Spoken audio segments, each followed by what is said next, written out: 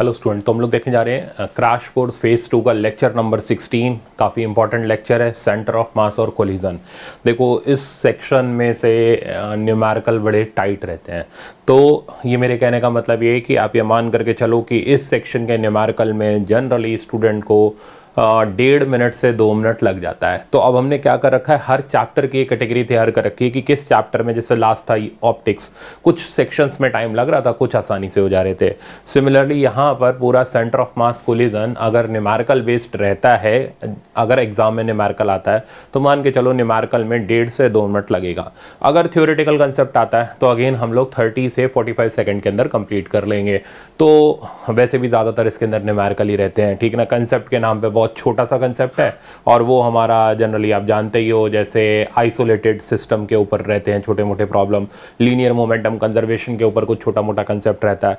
फिलहाल आज के प्रॉब्लम में हम लोग 1 मिनट तक का टाइम न्यूमेरिकल के लिए पूरा सेट करते हुए चलेंगे। न्यूमेरिकल अच्छे होते हैं इसलिए मैंने अच्छे रखे हैं, ये कोई IIT JEE के नहीं है, ये आपके प्रीवियस मान लो 2006 2005 से जो न्यूमेरिकल्स आने शुरू हुए थे उन जैसे मैंने रखे हैं, एग्जैक्टली उठा के कॉपी नहीं किए हैं, ठीक है ना। तो इससे आपको क्लियर कट आइडिया लग जाएगा कि यार इतने लेवल तक की तो हम प्रिपरेशन करके चलें, जस्ट इन केस कि अगर COM और कोलिजन से अच्छा प्रॉब्लम आया तो चलो स्टार्ट करते हैं। पहले एक बार बेसिक रिवाइज कर लेते हैं। फेज 1 में आप पूरी डिटेल से पढ़ के आ ही रहे हो, ठीक है ना।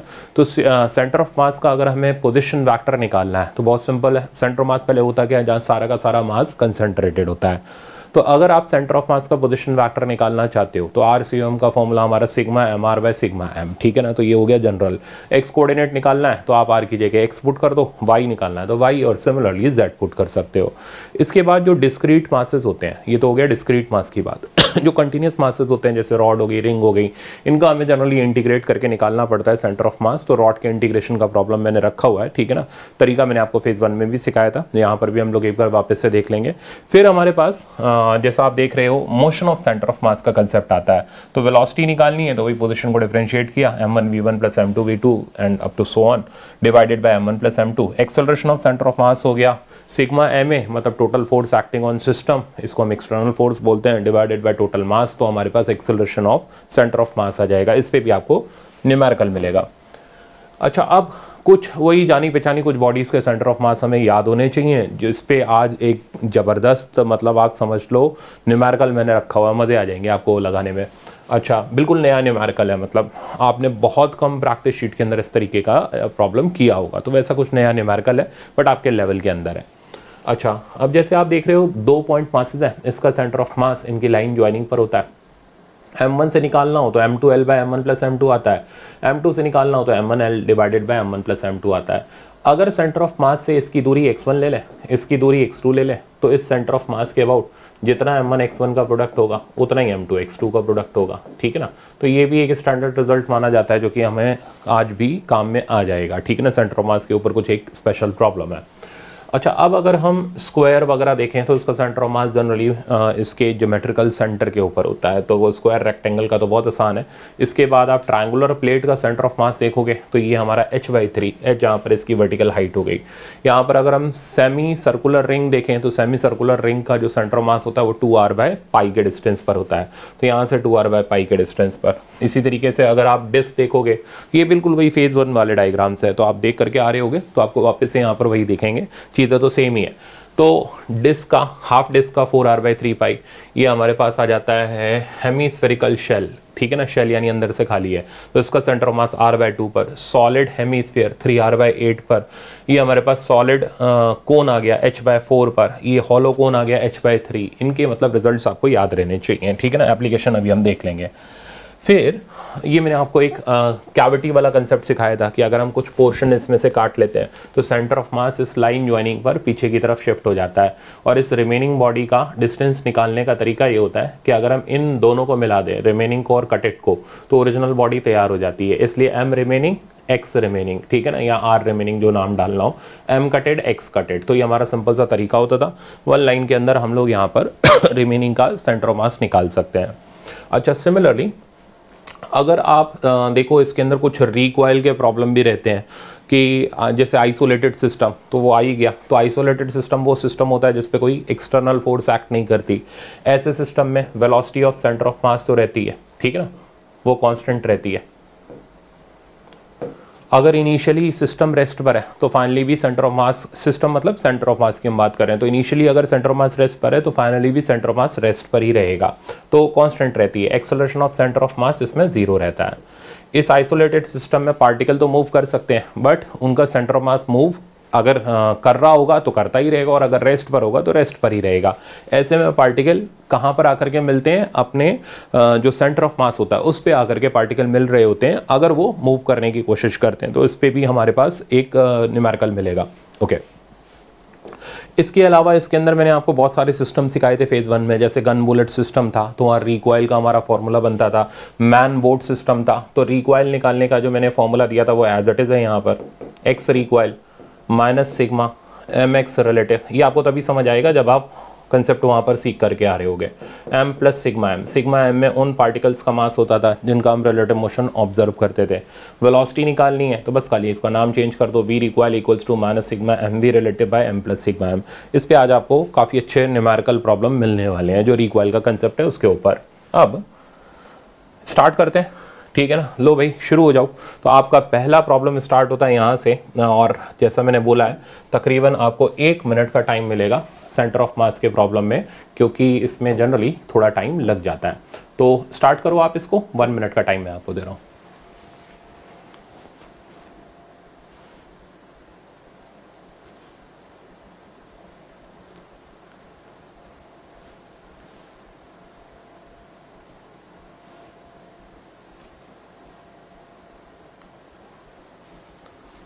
एक मिनट के अंदर करने के लिए पूरी कहानी दोबारा से मत लिखना कि लिखे पड़े हो M1 ये रहा, M2 ये रहा, M3 हो रहा, R1 R2 R3, जरूरत नहीं, डायरेक्ट पुट करो, आंसर निकालो।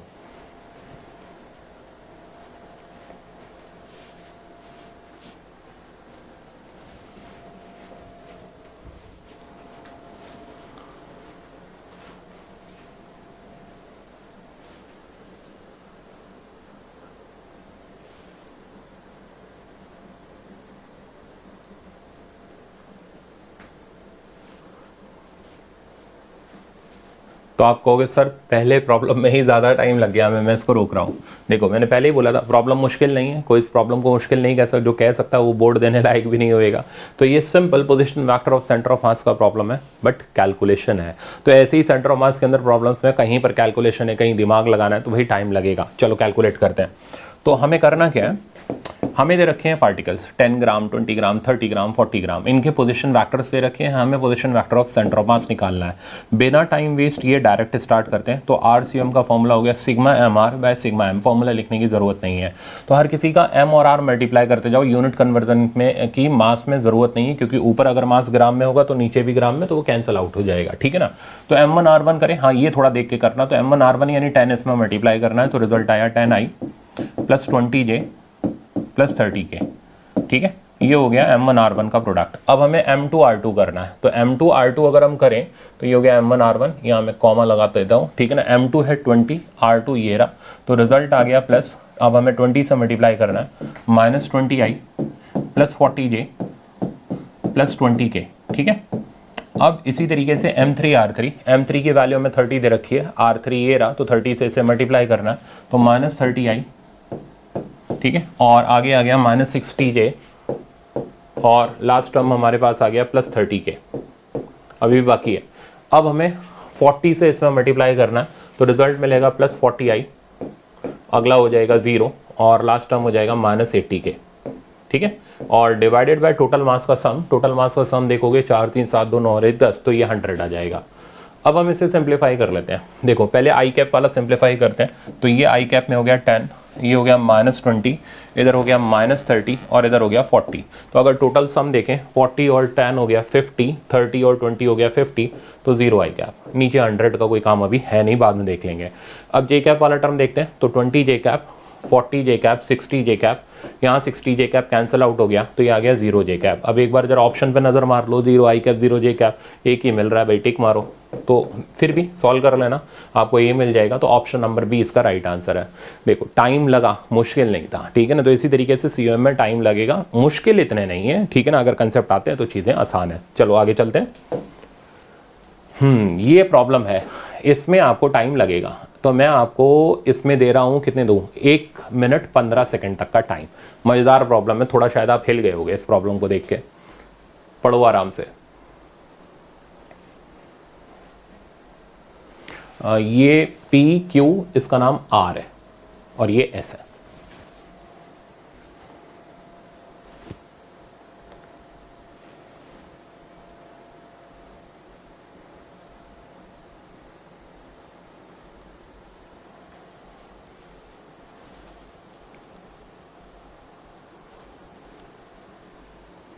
तो ये सारे के सारे कंटिन्यूस मास सिस्टम को एक साथ लपेट लेता है, इसलिए मैंने इसको यहाँ सिलेक्ट करके डाला है।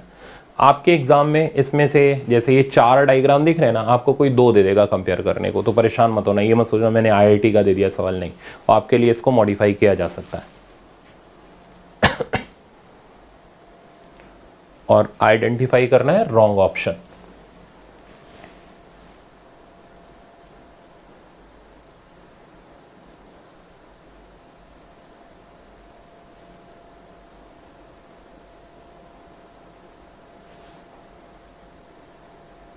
तो टाइम इसमें निकल गया, पता नहीं चला कि कहाँ गया, तो मैं इसको रोक रहा हूँ। देखो, तो जनरली इस तरीके के प्रॉब्लम टाइम ले लेते हैं, ये गलती आपकी नहीं है, बस खाली प्रैक्टिस करनी है। तो आज के लेक्चर के प्रॉब्लम एक बार वापस से ज़रूर लगा लेना, तो परफेक्शन आ जाएगा। ठीक है, अब देखो पहले हम करते क्या है, ये दे रखा है पोटेंशियल एनर्जी ग्राउंड पर 0 है, तो हमें पता करनी है इनमें से चारों में से, जो कि चारों सेम मटेरियल के हैं, किसकी पोटेंशियल एनर्जी ज़्यादा किसकी कम।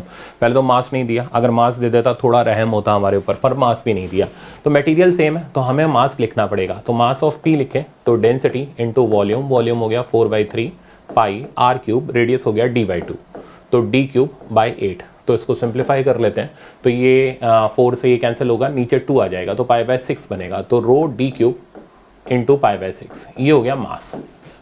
सिमिलरली इसकी पोटेंशियल एनर्जी लिख लेते हैं, फॉर्मूला mgh, हाइट हमेशा ध्यान रखना कि सेंटर ऑफ मास की ली जाती है, तो ये हो जाएगा रेडियस के बराबर यानी d/2, तो मास की जगह आ गया रो d क्यूब π/6 g, और हाइट की जगह हमारे पास आ गया d/2। ठीक है, तो देखो ये रो d क्यूब g, तो ये हर किसी में देखने को मिलेगा, तो ये कांस्टेंट टर्म है, इसको अलग ही कर लो। तो rho d cube g, d cube क्या बेसिकली d4 हो गया, तो रो d4 g हमने अलग कर लिया, और मेरे पास आया π/12। ठीक है, ये हो गया P वाले पार्टिकल का। अब सिमिलरली मास ऑफ Q लिख लेते हैं। तो इस प्रॉब्लम में जनरली क्या होता है, अब जैसे 2 आ गए, ये दे दिया ये दे दिया कंपेयर करने को, तो अपने टाइम में हो जाएगा। अब 4 दे दिए, वो तो मैंने जानबूझ के दिए ताकि आपको हर चीज़ के बारे में आइडिया दे सकूं। ठीक है ना, तो एग्जाम के अंदर आएगा तो मैक्स मान के चलो कि इनमें से 2 को कंपेयर करने का कुछ ऑप्शन आपको देखने को मिल सकता है। ठीक है ना, तो अब अगर Q का मास निकालें तो डेंसिटी इंटू वॉल्यूम, क्यूब का वॉल्यूम हो गया side cube which is d cube, potential energy लिख लेते हैं, तो mgh, तो rho d cube g, h यानी इसकी हाइट ऑफ सेंटर ऑफ मास, वो ये हो गई जो कि d का आधा हो गया, दैट मीन्स d/2, तो रिजल्ट आ गया रो d4g, ठीक है ना, टाइम्स हाफ।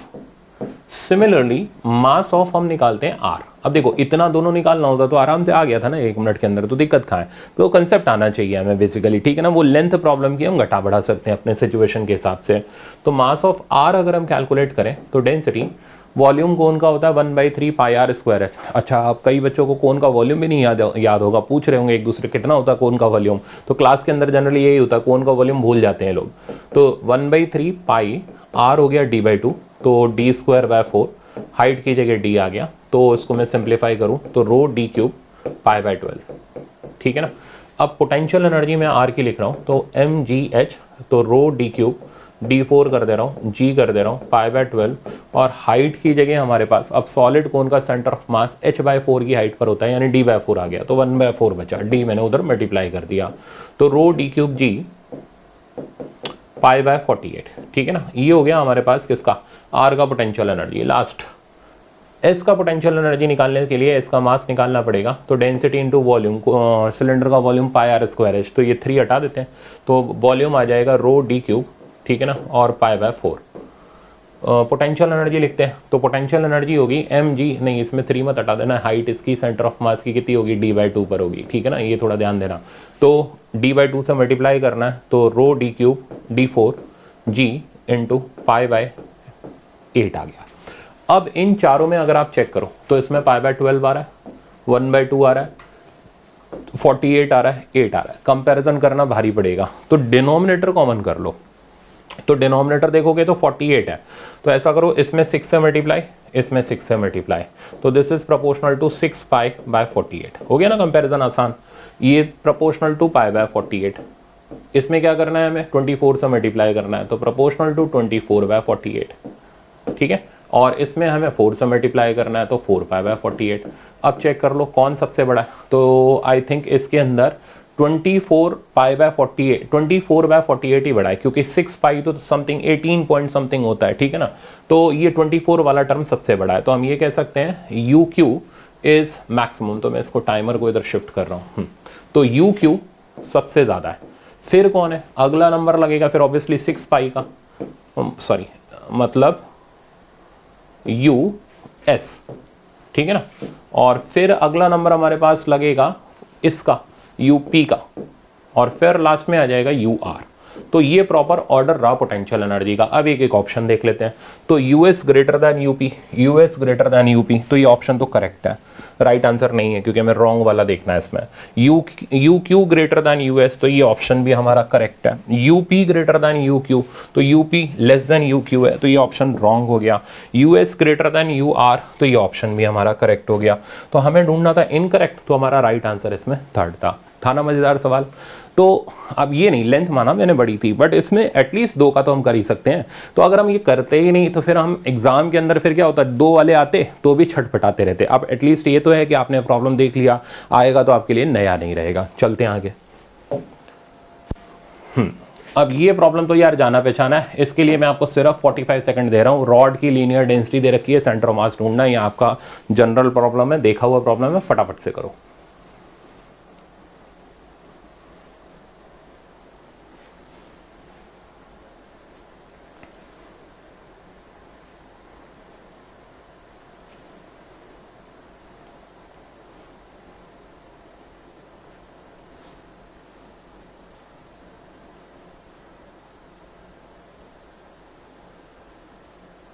आ गया होगा मेरे ख्याल से बहुत से बच्चों का। तो ये 45 सेकंड भी इस टाइप के प्रॉब्लम में तो नहीं लगते, तो मैं इसको रोक दे रहा हूँ। देखो रॉड का निकालना है ना, तो एक्स सी एम का सीधे सीधे फॉर्मूला लगाते हैं इंटीग्रेशन का, integral x d m by integral d m, ठीक है ना। डी एम की जगह हम लैम्डा डी एक्स डाल देंगे, तो x lambda d x by नीचे भी आ गया लैम्डा डी एक्स। लैम्डा मत उड़ा देना क्योंकि वेरिएबल है, लैम्डा की वैल्यू डाल देते हैं। तो एक्स सी एम हमारे पास आ गया इंटीग्रल एक्स, लैम्डा की जगह आ गया के एक्स डी एक्स, और नीचे भी हमारे पास आ गया के एक्स डी एक्स। अब के को भले ही काट दो क्योंकि वो कांस्टेंट है, 0 से एल तक इंटीग्रेट कर दो, तो ऊपर आ जाएगा एल क्यूब बाई 3, नीचे आ जाएगा एल स्क्वायर बाई 2। तो इस तरीके के प्रॉब्लम जनरली आसान हो जाते हैं। तो 2l बाई 3 इसका सेंटर ऑफ मास हो गया, ऑप्शन डी करेक्ट हो गया। नेक्स्ट एग्जाम्पल पर अब आते हैं। ये भी जनरली आसान है, तो आपको ये 45 सेकंड से 50 सेकंड के बीच में कर लेना चाहिए। तो 50 सेकंड तक का मैं आपको टाइम दे रहा हूँ। Acceleration of centre of mass निकालना है।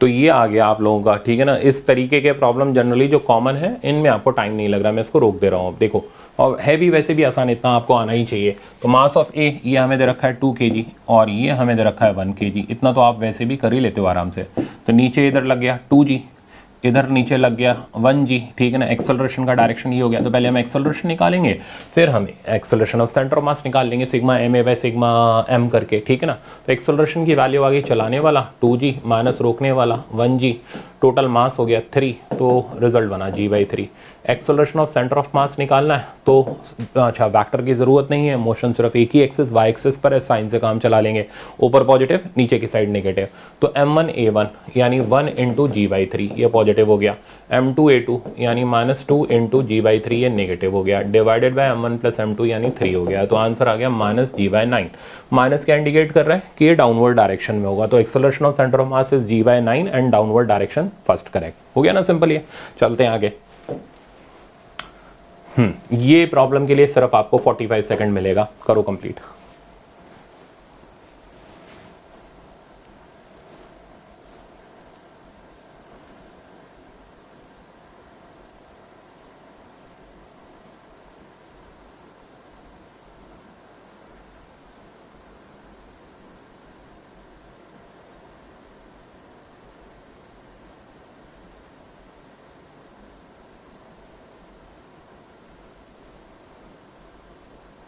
आ गया होगा मेरे ख्याल से, इसमें तो आपको 45 सेकंड की भी ज़रूरत नहीं होनी चाहिए, तो मैं रोक रहा हूँ क्योंकि इसमें कुछ कैलकुलेशन है नहीं। ये बोल रहा है 2 particle of mass 1 and 3 kg are moving towards each other due to mutual interaction. तो मैंने बताया भी था फेज़ 1 में भी म्यूचुअल इंटरैक्शन जहाँ सुनो वहाँ दिमाग के कोने में पीछे घंटी बजनी चाहिए कि भैया सिस्टम आइसोलेटेड है। पढ़ो आगे, no external force acts on, इससे ज़्यादा मदद आपकी कौन करेगा, ठीक है ना। तो सिस्टम पूरी तरीके से आइसोलेटेड दे रखा है। अब आइसोलेटेड सिस्टम की क्या प्रॉपर्टी होती है, एक्सेलरेशन ऑफ सेंटर मास 0 होता है, velocity of centre mass constant होती है। तो रिलेटिव वेलोसिटी दे रखी है, मतलब पार्टिकल की रिलेटिव वेलोसिटी ऑफ अप्रोच दे रखी है 2 मीटर पर सेकंड।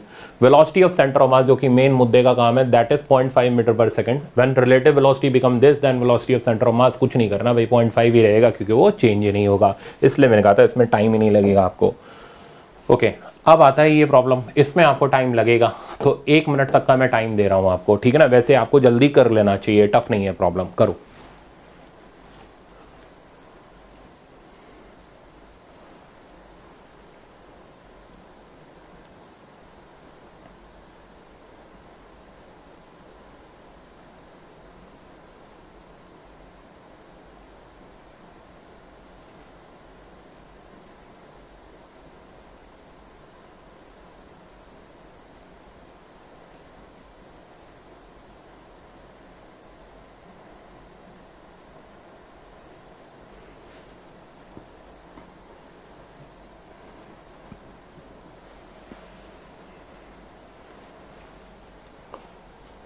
तो आ जाना चाहिए, बट हाँ सबका नहीं आया होगा ये मैंने माना, ठीक है। तो मैं इसको रोक रहा हूँ, तरीका सीखो।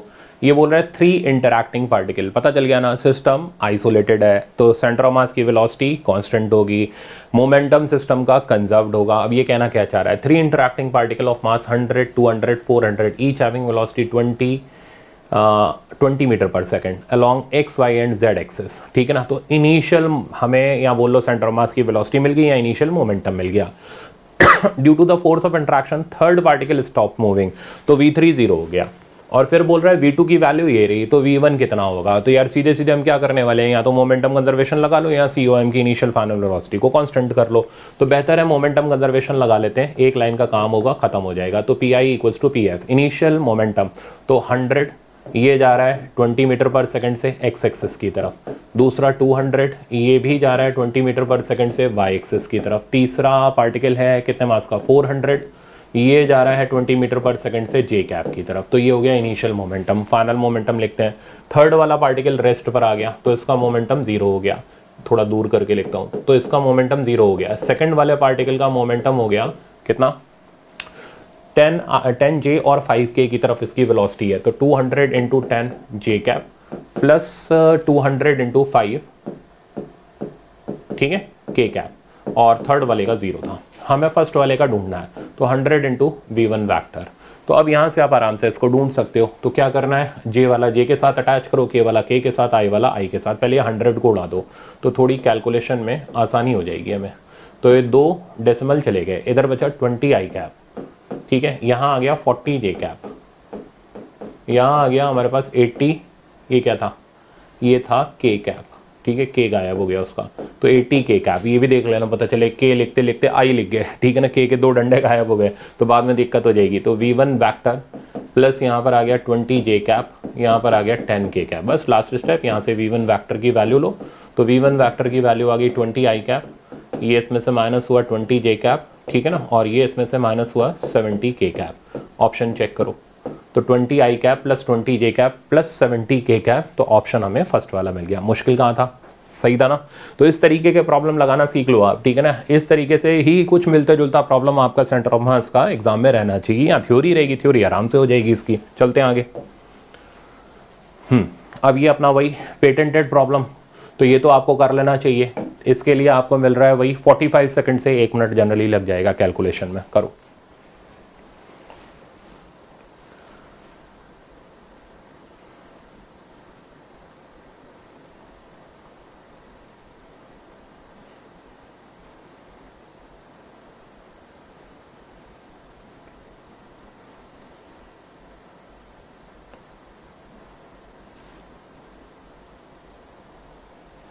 पहले मास लिख लेना, ठीक है ना, फिर अपना वही तरीका एम कटेड आर कटेड और एम आर एक्स आर लगा के कैलकुलेट करना है।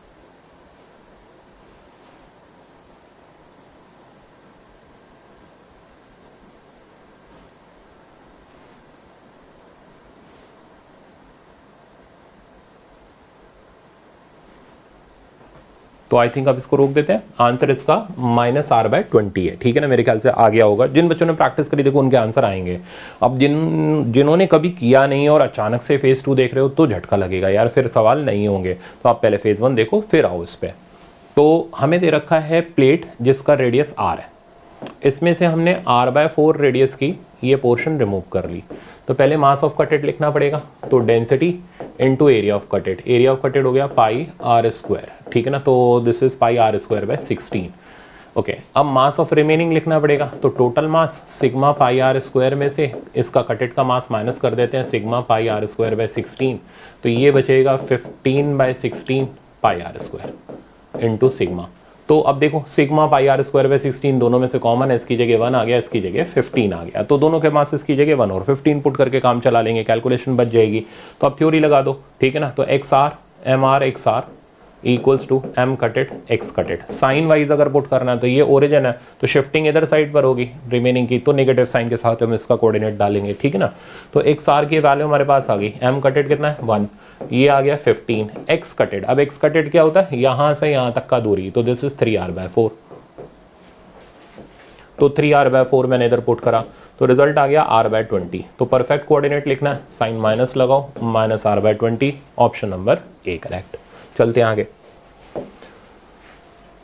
ये भी आपका इसी तरीके का प्रॉब्लम है, बट इस प्रॉब्लम में अगर थोड़ा सा प्रेजेंस ऑफ माइंड होगा तो जल्दी हो जाएगा। 45 सेकंड का टाइम है।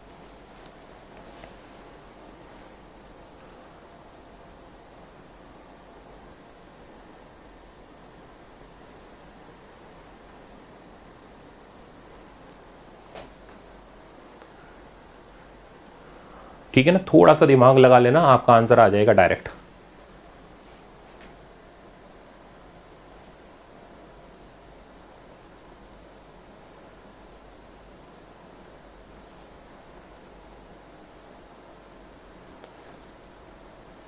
मैं एक्सटेंड करके इसको 1 मिनट तक दे रहा हूं टाइम आपको, करो इसको कंप्लीट।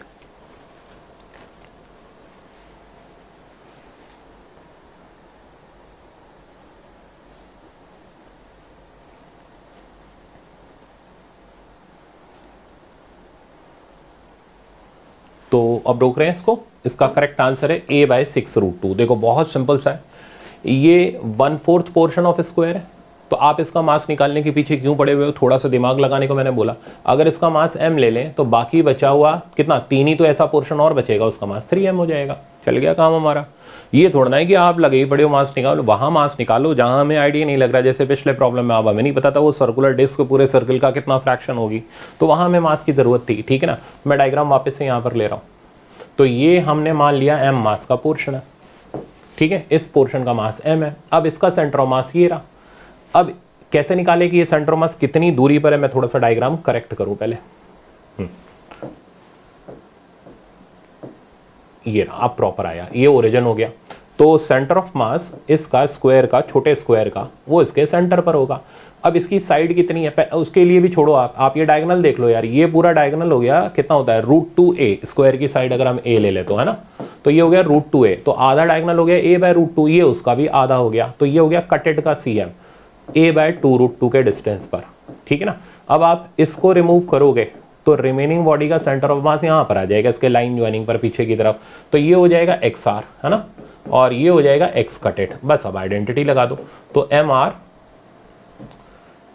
XR इक्वल्स टू, अब साइन चेक कर लो, कहीं काम ही नहीं है, मतलब मैग्नीट्यूड देना है, m कटेड x कटेड, ठीक है। मास ऑफ रिमेनिंग 3m, XR हमें निकालना है, मास ऑफ कटेड हमारे पास आ गया m, एक्स सी का वैल्यू आ गया a/2√2। लो एक लाइन के अंदर काम चल गया, ये यहाँ से गया, एक्स आर का वैल्यू आपके पास आ गया a/6√2। तो ये बस खाली थोड़े थोड़े दिमाग लगाने वाले सवाल आते हैं सेंटर ऑफ मास में, इसलिए जनरली ये जो सिस्टम ऑफ पार्टिकल और रोटेशनल मोशन होता है सारे रोते इसलिए रहते हैं, दिमाग नहीं लगाना आता, ठीक है ना, कि यार मुश्किल है, मुश्किल नहीं है, आपको थोड़ा सा अपना प्रेजेंस ऑफ माइंड वहाँ पर रखना है, दिमाग लगाते हुए इन टॉपिक में चलना होता है। बाकी सब जगह हम काम चला लेते हैं, बट यहाँ बिना दिमाग वाले में काम नहीं चलता, ठीक है ना, आपको थोड़ा लगाना पड़ता है दिमाग। ओके, ये एक ठीक प्रॉब्लम है, अगर आपने सीखा हुआ है, मेरे से पढ़े हुए लेक्चर में मैंने ऐसा प्रॉब्लम सिखाया हुआ है, तो फटाफट से आप इसको अटेम्प्ट करो। 45 सेकंड से 1 मिनट तक का टाइम है।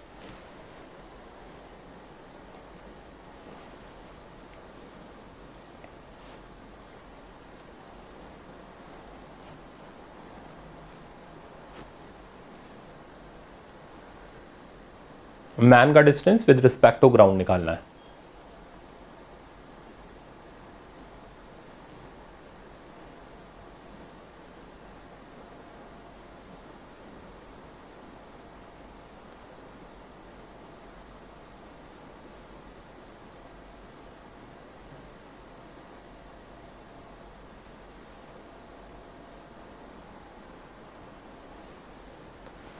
तो मैं इसको रोक रहा हूँ, इसका आंसर जहाँ तक मेरे को ध्यान है 4l/5 था। देखो कहानी ऐसी है, मैन प्लैंक सिस्टम है, आइसोलेटेड सिस्टम होता है, आप जानते हो अच्छी तरीके से। प्लैंक का मास हमें m/3 दे रखा है, मैन का मास कितना दे रखा है क्वेश्चन में, m दे रखा है, प्लैंक की लेंथ l दे रखी, कहता है मैन प्लैंक के ऊपर l लेंथ चलता है, तो मैन प्लैंक के ऊपर l लेंथ चलता है, तो ये प्लैंक के ऊपर चल रहा है ना, ग्राउंड से थोड़ा ना दिखेगा इतना, तो ये x रिलेटिव हो गया, तो मैन का रिलेटिव डिस्प्लेसमेंट L के बराबर हो गया, ठीक है ना।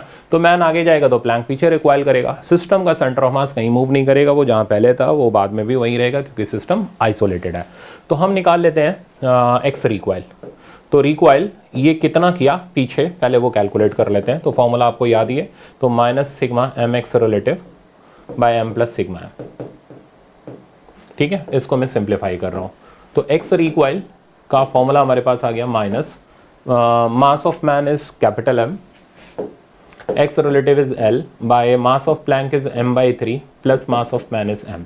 तो ये हमारे पास आ गया माइनस का 3l/4, ठीक है ना। तो मतलब प्लैंक पीछे की तरफ खिसक गया 3l/4, तो मैन को l डिस्टेंस आगे गया, प्लैंक पीछे खिसक गया 3l/4, तो बचा कितना, ठीक है ना, तो वो आप कैलकुलेट कर लोगे।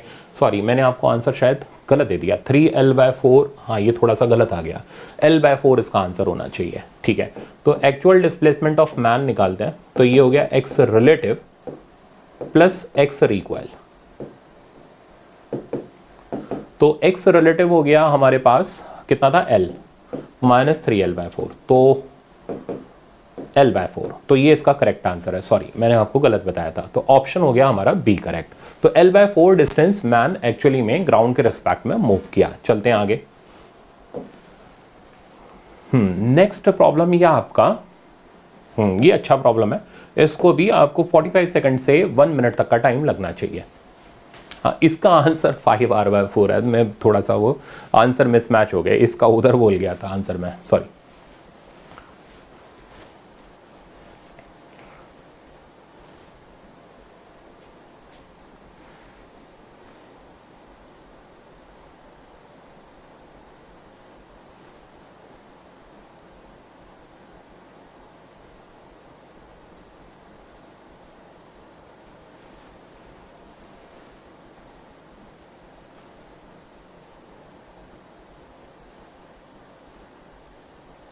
ये तो डायग्राम बनाओगे ना आप, तो आपका डायग्राम बनाते ही अगर कंसेप्ट पता है तो आ जाएगा तुरंत आंसर, इसमें ज़्यादा टाइम नहीं लगेगा। मैं इसको यहाँ रोक रहा हूँ, इतनी देर में आपका आ जाना चाहिए। ये कह रहा है 3m mass is projected from the ground at some angle, तो ये 3m का मास हमने यहाँ से प्रोजेक्ट कर दिया, ठीक है, कुछ एंगल पर। ये बोल रहा है फिर आगे the horizontal range is r, तो ये r डिस्टेंस पर जाकर के यहाँ पर कहीं पर गिरना था। ओके आगे ये बोल रहा है at the highest point of its path, तो 3m मास हाईएस्ट पॉइंट पर पहुंचा, हाईएस्ट पॉइंट पर वेलोसिटी u cos थीटा होती है, वेलोसिटी का देख लेंगे बाद में। It breaks into 2 particle of mass m and 2m, तो ये यहाँ पर 2 पार्टिकल में ब्रेक हो गया, तो हम जानते हो एक्सप्लोजन वाला पार्टी यहाँ पर आता है, एक m मास और एक 2m mass. Okay the smaller mass comes to rest, तो इसकी वेलोसिटी तो कोलिजन एक्सप्लोजन के बाद v2 0 हो गई, तो ये तो फटाक से नीचे गिर जाएगा, ठीक है ना, और मैक्सिमम हाइट से नीचे गिरा है, तो ये डिस्टेंस r/2 होगा, ये डिस्टेंस भी r/2 होगा। ठीक। 2m वाला कहीं इधर जाकर के गिरेगा और इस सिस्टम का सेंटर ऑफ मास जहां पहले था वहीं पर वही पाथ फॉलो करता हुआ गिरेगा, क्योंकि सिस्टम आइसोलेटेड है, कोई इसमें इम्पल्सिव फोर्स एक्ट नहीं कर रही एक्सप्लोजन में, ठीक है ना। तो अब हमसे क्या पूछ रहा है, हमसे पूछ रहा है कि डिस्टेंस x बता दो जहां 2m वाला मास गिरा पॉइंट ऑफ प्रोजेक्शन से, तो यहां से यहां तक का दूरी आपको निकालना है, ठीक है, निकाल लेंगे। तो ये सिस्टम का COM हो गया। अब COM के एक साइड पर m मास है और COM के दूसरे साइड पर 2m मास है, इन दोनों को मिला के ही तो 3m बन रहा है। तो ये डिस्टेंस हम कुछ नाम डाल देते हैं x डैश। अब आप प्रॉपर्टी लगा दो, m1 x1 m2 x2 के बराबर होगा, तो m r/2 2m x dash के बराबर होगा। तो x डैश की वैल्यू आ गई r/4, ठीक है ना। तो x डैश हो गया r/4, तो हमें x निकालना है, तो x equals to r plus r/4 और फाइनल आंसर हमारे पास आ गया 5r/4। सिंपल। तो मेरे ख्याल से आराम से समझ आ गया होगा ये, तो इसका ऑप्शन नंबर हमारा सी करेक्ट हो गया। नेक्स्ट प्रॉब्लम पर आते हैं। ये अच्छा प्रॉब्लम है, इसमें आपको टाइम लग जाएगा, तो आई थिंक इसके लिए मैं आपको टाइम देता भी हूँ, और इसके लिए आप ले लो मेरे से 1 मिनट तक का टाइम। 1 मिनट से 1 मिनट 15 सेकेंड लगेगा आपको कैलकुलेशन में टाइम।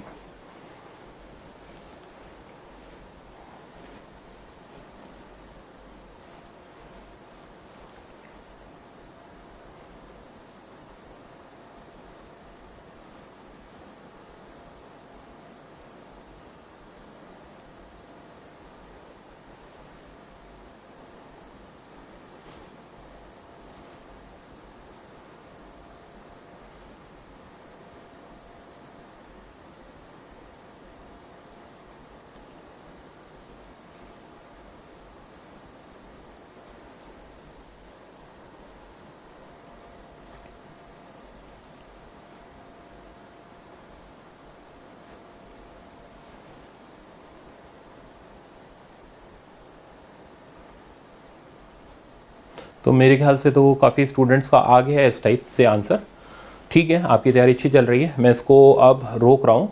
अच्छा देखो, जनरली क्या होता है COM के अंदर यही प्रॉब्लम्स होते हैं ना, हर स्टूडेंट को दिक्कत देते हैं।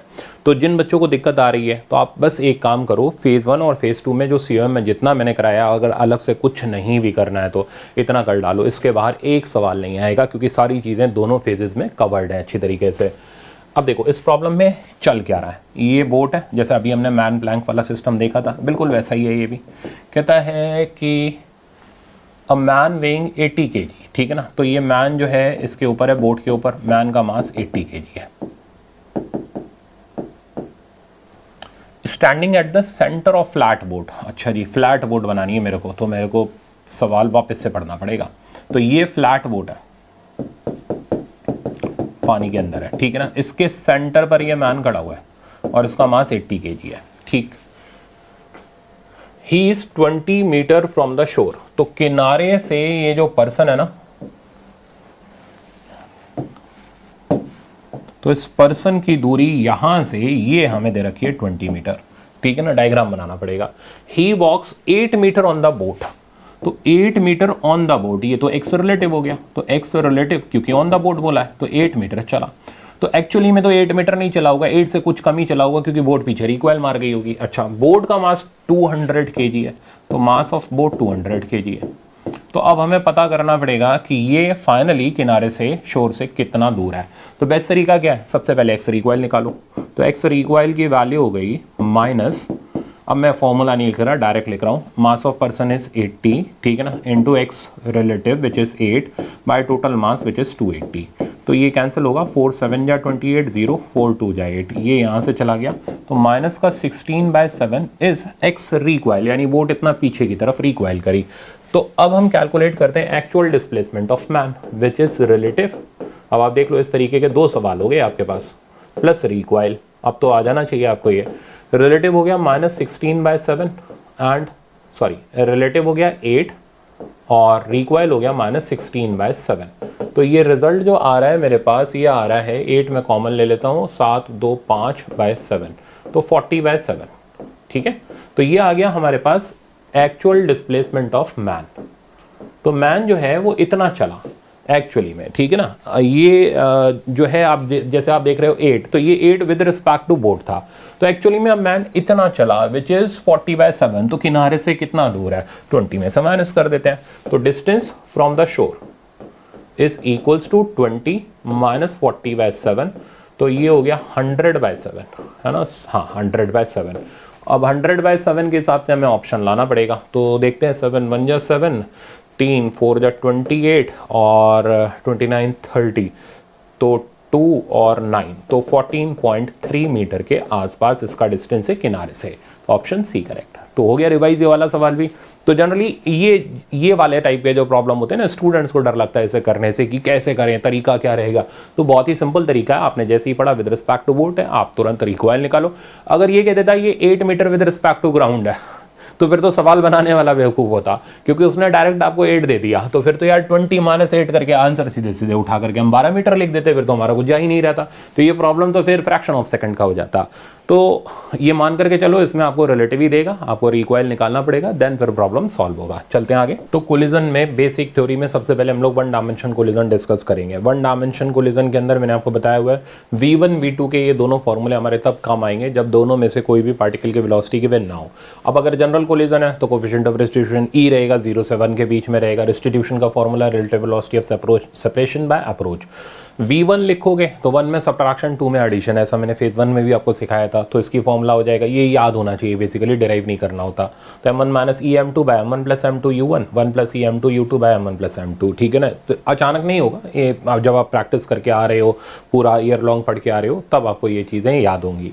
अच्छा, अब अगर कोलिजन हम लोग ले लेते हैं इलास्टिक, परफेक्टली इलास्टिक ले लें, तो परफेक्टली इलास्टिक कोलिजन में मोमेंटम तो कंजर्व होता ही होता है, काइनेटिक एनर्जी भी कांस्टेंट होती है।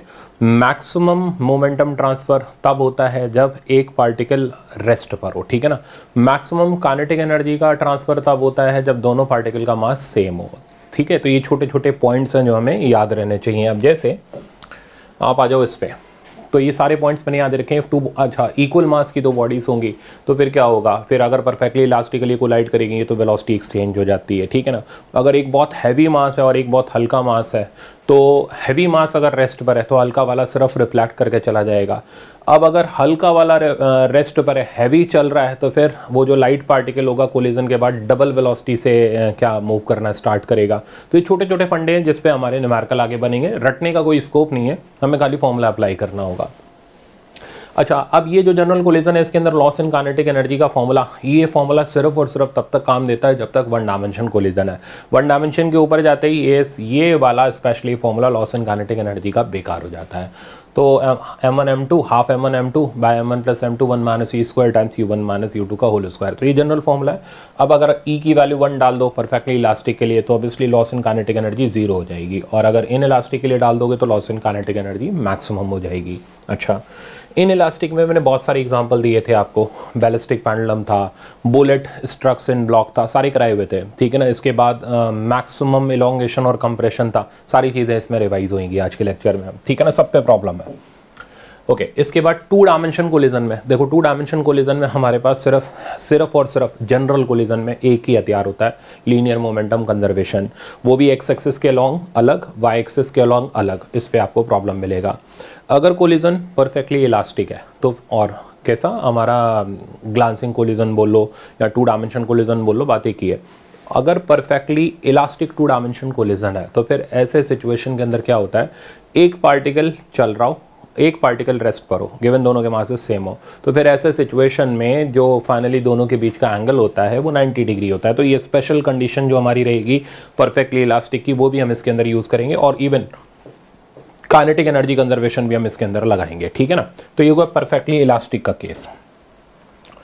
अब आ जाते हैं सीधे सीधे प्रॉब्लम के सेक्शन पर। तो आपको बेसिकली अटैम्प्ट करने हैं प्रॉब्लम्स, और स्टार्ट कर रहे हैं हम लोग इससे। ये आपका 45 सेकंड से 1 मिनट तक का टाइम कैलकुलेशन में लेगा। प्रॉब्लम ठीक है, मुश्किल नहीं है, करो स्टार्ट।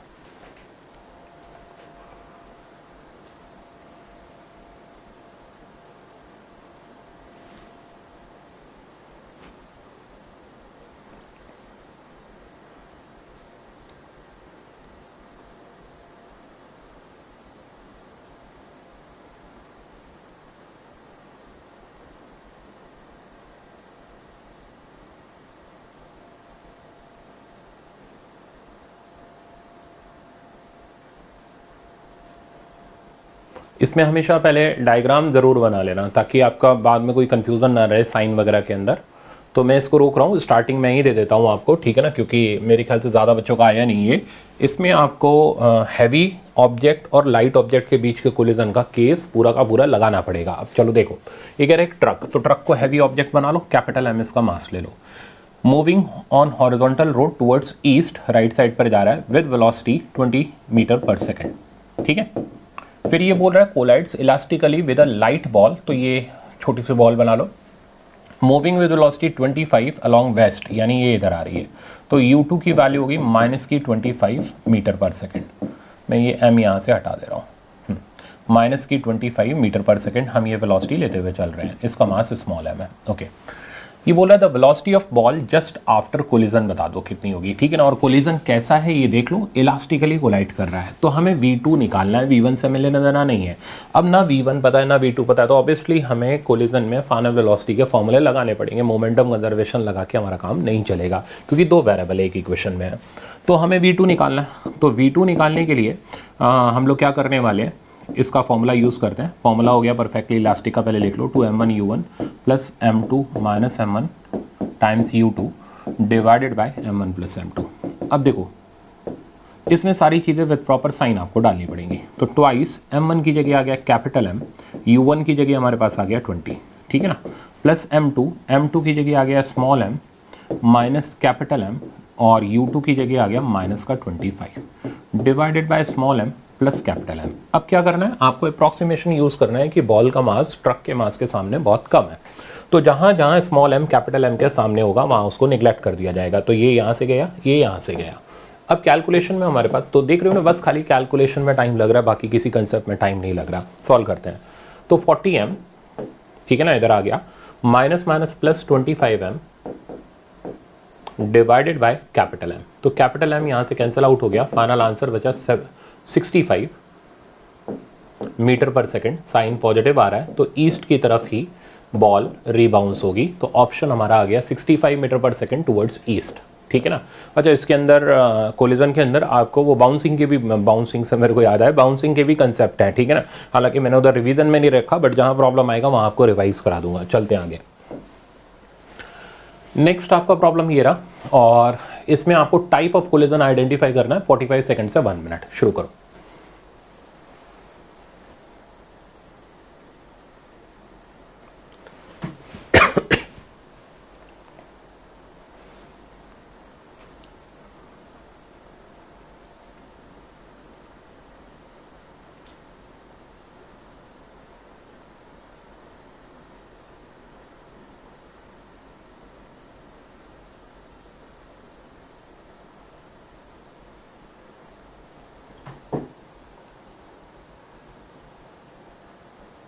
मेरे ख्याल से आ गया होगा, क्योंकि इसमें आपका टाइम कंज्यूमिंग नहीं है, जल्दी आ जाएगा रिजल्ट।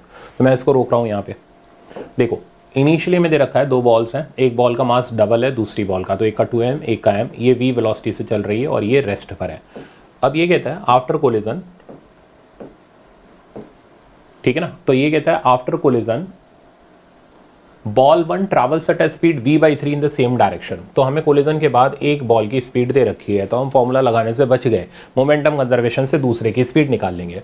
तो हमें v2 निकालना पड़ेगा। v2 क्यों निकालना पड़ेगा, हमें कोएफिशिएंट ऑफ डिस्ट्रीब्यूशन का आंसर देना है, वो तभी आएगा जब दोनों वेलोसिटीज कोलिजन से पहले की और बाद की पता हो। तो v2 निकालने के लिए मोमेंटम कंजर्वेशन लगा लेंगे। मोमेंटम कंजर्वेशन हो गया इनिशियल मोमेंटम, तो मैं डायरेक्ट लिखते जा रहा हूँ, तो 2mv, और इसका हो गया हमारे पास 0, 2mv/3 और mv2। तो इसको सिंप्लीफाई कर लेते हैं, ये इधर आ गया हमारे पास, और 4mv/3 इधर बना इक्वल्स टू mv2। तो ये यहाँ से कैंसिल हुआ, v2 का वैल्यू हमारे पास आ गया 4v/3। अब कोएफिशिएंट ऑफ डिस्ट्रीब्यूशन से हमें पता चलेगा, इसकी वैल्यू से हमें पता चलेगा टाइप ऑफ कोलिजन कैसा है। तो इसे निकालने के लिए relative velocity of separation, separation हो गया v2 माइनस v1, यानी 4v/3 minus v/3 divided by velocity of approach, वो हो गया v माइनस 0।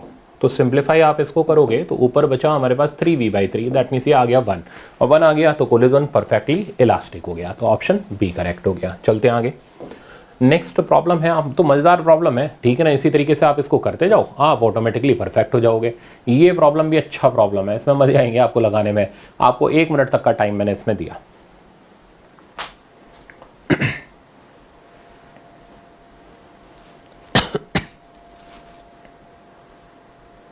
इस तरीके का प्रॉब्लम हम लोगों ने फेज 1 में भी किया था, वहां पर आई थिंक इलास्टिक कोलिजन से किया था।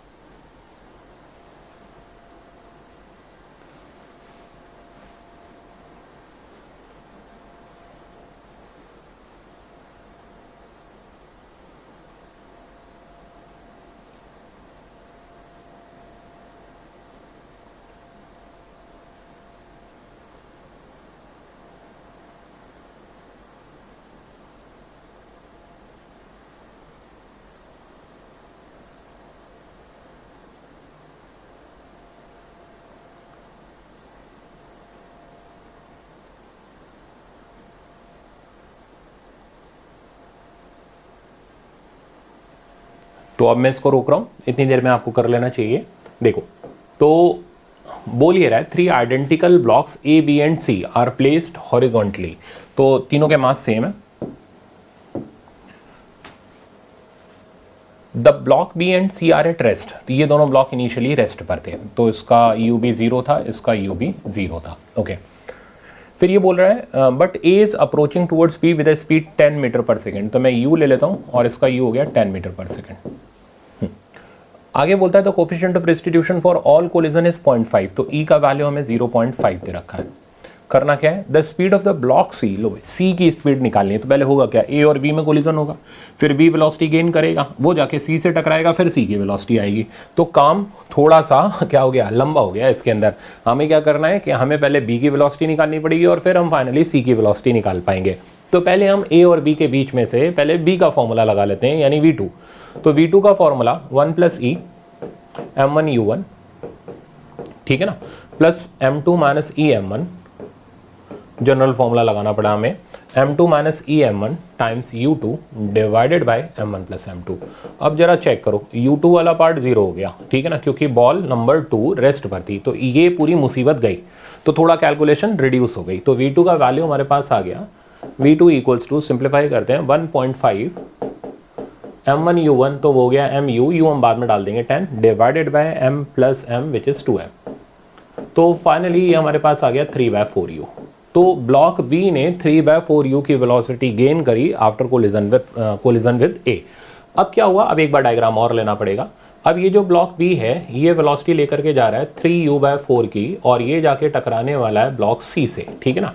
ब्लॉक सी हमारा रेस्ट पर है, तो अब हम फिर, और हमें किसकी वेलोसिटी निकालनी है, सी की। हम फिर से इसको 1 बना लेते हैं, इसको 2 बना लेते हैं, फिर से V2 का फॉर्मूला बना देते हैं, क्योंकि 2 रेस्ट पर है तो फॉर्मूले का टाइप यही रहेगा। तो 1 + E की जगह आ गया 0.5, तो 1.5 m, u की जगह अब 3u/4, ठीक है, और डिवाइडेड बाय 2m। m से m कैंसिल आउट हुआ, रिजल्ट बना हमारे पास 9/16 ऑफ u। अब इसको सिंप्लीफाई कर लो, u की वैल्यू 10 दे रखी है, तो 9/16 × 10 और 5, ये 2 से कट जाएगा, 2 5 2 8, यानी 45 डिवाइडेड बाय 8 आ गया। अब इसको थोड़ा सा और सिंप्लीफाई कर लेते हैं, तो ये हमारे पास आ जाएगा 5.6 metre per second is the final velocity of ball C after all collision, ठीक है ना। तो ये प्रॉब्लम आपका फिर से प्रैक्टिस के लिए था, जिसमें मेरे ख्याल से अब आपकी फॉर्मूले की तो अच्छी खासी प्रैक्टिस हो गई होगी। चलते हैं आगे। नेक्स्ट प्रॉब्लम फिर से आपका छोटा सा ही है, न्यूमेरिकल ज्यादा लंबा नहीं, 45 सेकंड तक का टाइम है।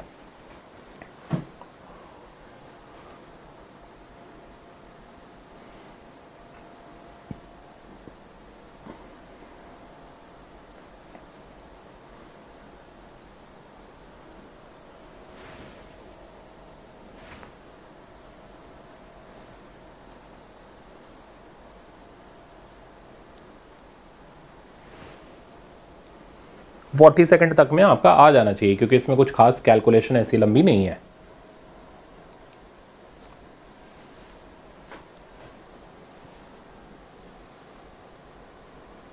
तो मैं इसको यहीं रोक रहा हूं। ये बोल रहा है particle of mass small m, तो ये रहा हमारे पास स्मॉल m मास का particle, moving with velocity u की वेलोसिटी से जा रहा है, collides elastically with a particle of mass capital M at rest, u2 0 है। अच्छा, the ratio of the kinetic energy of the first particle after collision and the total energy, तो हमें V1 यार निकालना ही पड़ेगा। तो V1 निकालना पड़ेगा और टोटल एनर्जी हो गई, यहाँ से ले लो आप, क्योंकि परफेक्टली इलास्टिक कोलिजन में काइनेटिक एनर्जी तो कंजर्व ही होती है, जितना इनिशियल सम होगा उतना फाइनल होगा। तो इनिशियल से हमें टोटल एनर्जी मिल गई half small m u square, उसका रेशियो हमें देना निकाल के। फिलहाल पहले V1 निकालते हैं और V2 से हमें कोई लेना देना नहीं है। तो V1 निकालने के लिए परफेक्टली इलास्टिक कोलिजन में V1 का फॉर्मूला लगाया, तो ये हमारे पास आ जाएगा ट्वाइस ऑफ m1u1 और sorry m1 minus m2 u1 plus twice of m2 u2 divided by m1 plus m2। अब देखो फायदा इसमें भी है, u2 वाला पार्ट तो हमारा जीरो हो गया।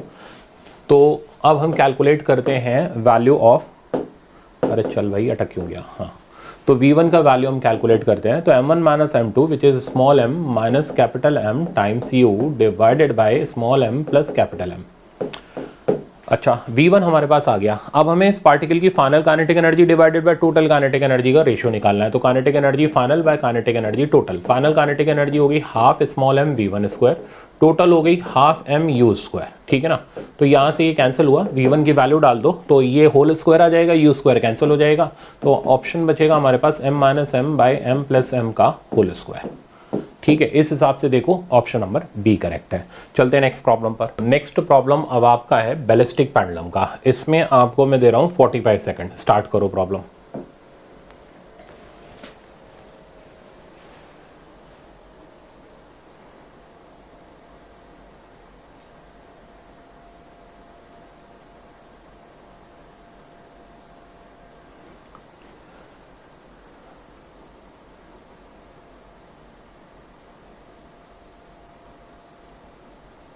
कैलकुलेशन अगर सही से मैनेज कर लेंगे तो आ जाएगा फटाफट से।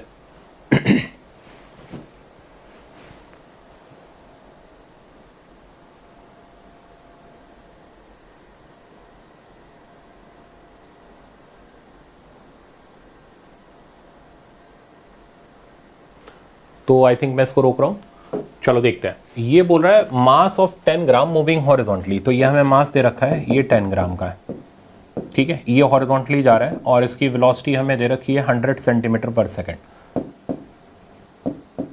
ठीक। नेक्स्ट ये बोल रहा है strikes the bob of pendulum and sticks to its, तो इस बॉब से टकराने के बाद ये इससे चिपक गया। The mass of the Bob is also 10 ग्राम, तो इसका मास भी 10 ग्राम है। तो सबसे पहला काम तो हमें आफ्टर कोलिजन इसकी वेलोसिटी निकालनी होगी। तो कोलिजन हो गया परफेक्टली इन इलास्टिक, क्योंकि इससे चिपक गया, तो फाइनल वेलोसिटी हम मोमेंटम कंजर्वेशन से निकाल लेंगे। डायरेक्ट कर ले, m1u1 plus m2u2 divided by m1 plus m2। अब देखो m1u1 तो m इंटू 100 कर लो, m2u2 0 हो गया, m1 प्लस m2 2m हो गया, तो फाइनल वेलोसिटी आ गई u/2, ठीक है। दैट मीन्स 50 सेंटीमीटर पर सेकेंड।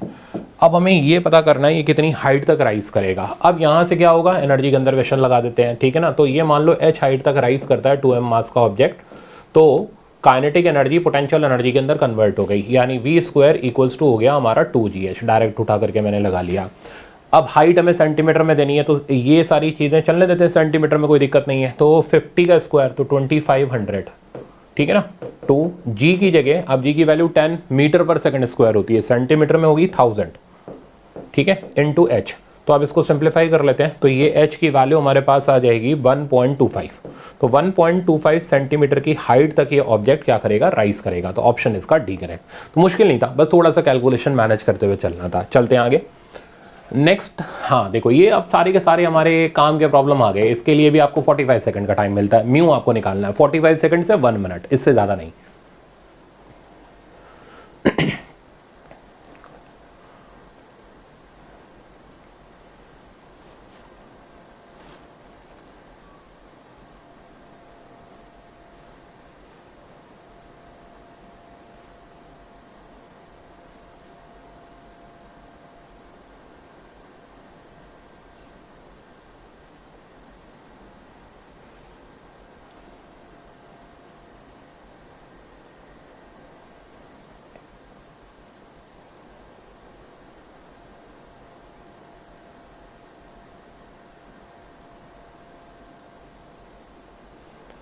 तो आई थिंक आ जाना चाहिए। तो इसको अब मैं यहाँ रोक रहा हूँ। सॉल्यूशन देखो, पहले डायग्राम ही डायग्राम में खत्म करते हैं। कहता है बुलेट का मास 20 ग्राम है, तो और ब्लॉक का मास जो दे रखा है, कितना दे रखा है ये 10 kg। तो अब हमें यूनिट कन्वर्ट करने पड़ेंगे क्योंकि दोनों के मासेस अलग अलग हैं। तो ये हो गया 0.02 kg, मैंने इसको भी kg में ही ले लिया, ठीक है, काम चल गया। ओके, अब ये कहता है बुलेट जो है जाकर के ब्लॉक से टकराती है और इमर्ज हो जाती है। तो कोलिजन के बाद का सीन ये रहा कि बुलेट यहाँ से 10 kg के ब्लॉक से टकराने के बाद इमर्ज हो गई, ठीक है। तो ये फाइनल डायग्राम हमारे पास आ गया बुलेट का। तो बुलेट इमर्ज होगी कितनी स्पीड से, 100 मीटर पर सेकंड। तो बुलेट की फाइनल स्पीड इज 100 मीटर पर सेकंड। तो ब्लॉक की निकालनी पड़ेगी। अच्छा, अब क्या होता है, and the block slides 20 centimetre on the surface. अब ये मतलब फ्रिक्शन का काम है। पहले हम काम करते हैं V1 निकाल लेते हैं। निकालने के लिए मोमेंटम कंजर्वेशन लगा लेते हैं। तो 0.02 इंटू 500, तो 0.02 इंटू 5 चाहिए तो डायरेक्ट भी लिख सकते हो, प्लस ब्लॉक का हो गया 0। अच्छा, फाइनल मोमेंटम में आ जाते हैं। तो 10 इंटू V1, ये हमें निकालना है V1, प्लस बुलेट के लिए लिखेंगे तो 0.02 इंटू 100। अब सिंप्लीफाई करते हैं। तो ये हमारे पास आ गया 2 इंटू 5 यानी 10 V1, और इधर हमारे पास बचा 2। तो V1 की जो वैल्यू आ गई 0.8 मीटर पर सेकंड। तो हमें पता चल गया ये ब्लॉक 0.8 मीटर पर सेकंड की स्पीड से कोलिजन के बाद आगे बढ़ेगा। अब अगर ये ब्लॉक कोलिजन के बाद V1 की स्पीड से आगे बढ़ रहा है और इसको फ्रिक्शन यहाँ ले जाकर के रोक देता है, तो फ्रिक्शन की वजह से जो रिटार्डेशन हो गया वो हो गया म्यू जी। तो स्टॉपिंग डिस्टेंस जो कि हमें दे रखा है 20 सेंटीमीटर यानी 0.2 मीटर, तो स्टॉपिंग डिस्टेंस का फॉर्मूला हो गया V²/2a यानी 2 म्यू जी। तो यहाँ से हमें म्यू की वैल्यू मिल गई विच इज़ V²/2sg, ठीक है ना। V² की जगह हमारे पास आ गया 0.8 अलग से ही लिख लेते हैं 2 बार, डिवाइडेड बाय 2, s की जगह आ गया 0.2, g की जगह आ गया 10। 0.2 से ये यहाँ से कटा, 0.4 बचा, और फाइनली आंसर हमारे पास आ गया। अच्छा, 0.4 भी क्यों बचा, पॉइंट तो मैंने उड़ा दिया था, तो 4 इधर बचा। तो अब फाइनल हमारे पास आंसर आ गया 28216.16। तो म्यू का वैल्यू हो गया 0.16, option number B correct. Next problem देखते हैं। नेक्स्ट आपका मैक्सिमम इलोंगेशन कंप्रेशन का प्रॉब्लम है। 45 सेकेंड, स्टार्ट करो।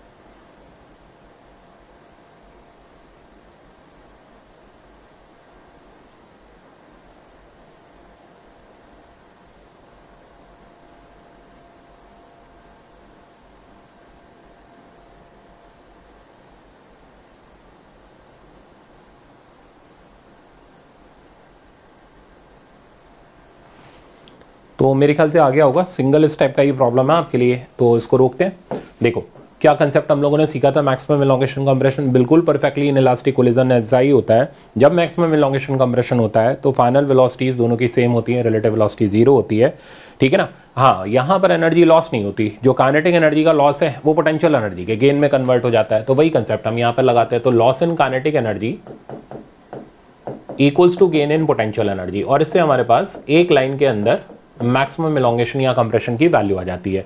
लॉस इन काइनेटिक एनर्जी का हमारा वही formula half m1 m2 bye में m1 plus m2 times u1 minus u2 का whole square, perfectly inelastic collision वाला, ठीक है ना। और gain in potential energy half k x square, half half पहले ही उड़ा दो। अब m1 m2 हमें कितने दे रखे हैं, 3 और 6, तो ये हो गया 18/9 यानी 2। u1 minus u2 with proper sign, u1 हो गया -1, u2 हो गया +2, तो -1 और -2 दैट मीन्स ये बना 3 का स्क्वायर, तो 9 आ गया। k की वैल्यू कितनी दे रखी है हमें क्वेश्चन में, 200 इंटू एक्स स्क्वायर, तो एक्स स्क्वायर की वैल्यू हो गई 9/100, ठीक है। और x की वैल्यू आ गई हमारे पास 3/10 मतलब 0.3 मीटर, और सेंटीमीटर में हो गया 30 सेंटीमीटर।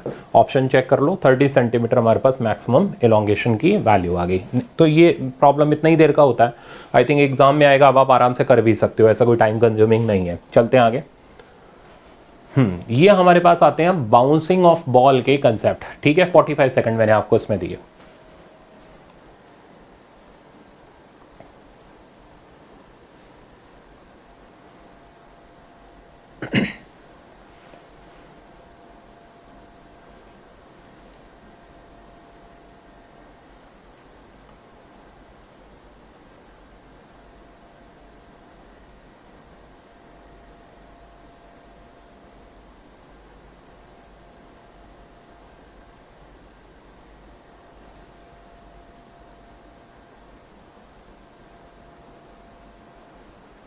तो ये तो जल्दी आ गया होगा, इसमें तो कुछ खास करना नहीं है।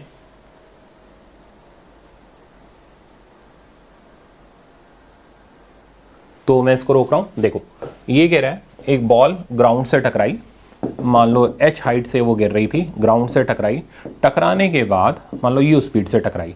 कहता है टकराने के बाद 80% स्पीड इसकी बची है हिट करने के बाद, यानी फाइनल स्पीड v2 0.8 u बची है। ओके, तो अब ये पता करना है बॉल कितनी हाइट तक राइज करेगी। तो बहुत सिंपल सा तरीका है, हम सबसे पहले कोफिशिएंट ऑफ रेस्टिट्यूशन निकाल लेते हैं। रेस्टिट्यूशन हो गया velocity of separation 0.8 u by approach u, तो रेस्टिट्यूशन की वैल्यू आ गई 0.8, ठीक है ना। अब हाइट का फॉर्मूला लगा दो कि हाइट जो होती है इसके अंदर h2, इसका फॉर्मूला हो गया, यानी height after first bouncing, formula हो गया e square h1, e square की जगह हमारे पास आ गया 0.64, h1 की जगह h है, तो इतनी हाइट तक वो बाउंस करेगा। नेक्स्ट कोलिजन के बाद पूछा जाता है e की पावर 4 आ जाता, और नेक्स्ट के बाद e की पावर 6 आ जाता, ठीक है ना। तो अगर जनरलाइज करना है तो e की पावर 2n इंटू h, तो ये था हमारा जनरल फॉर्मूला। तो 0.64h option C correct. Next problem, हाँ अब ये टोटल टाइम ऑफ बाउंसिंग का आ गया, सब चीज़ है इसके अंदर लेक्चर के अंदर। 45 सेकेंड टाइम है आपके पास। रीबाउंडिंग स्टॉप होने वाला टाइम, इसका फॉर्मूला याद होना चाहिए, ये उसके एप्लीकेशन पर बेस्ड प्रॉब्लम है।